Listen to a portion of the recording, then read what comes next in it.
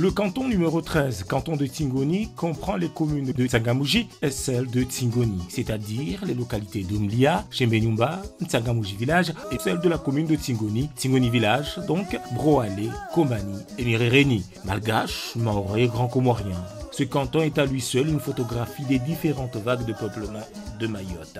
Tingoni village est le berceau de la religion musulmane à Mayotte, avec la plus vieille et belle mosquée de France qui accueille encore des fidèles pour la prière. Beaucoup de hauts dignitaires religieux en sont originaires, à l'image de Hadj Zubera Dinani, premier président du conseil représentatif des musulmans de Mayotte, décédé en 2014.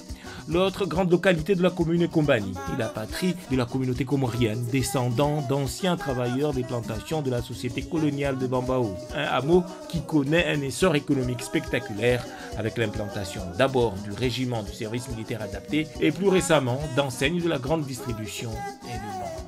On parle également de la construction d'une zone de développement économique qui devrait sortir de terre dans un avenir proche. Et des services de l'État, notamment la CAF, y sont attendus pour bientôt. Mais il y a aussi des localités plus discrètes comme Mirereni et Mbroalé qui vivent sous l'éteignoir de Kombani et de Tingoni village. Le nouveau venu c'est Tsangamouji. Tsangamouji, commune notoirement chibouchisant, malgachisant et fière de l'être, comme le chante souvent la vedette locale Ritibako.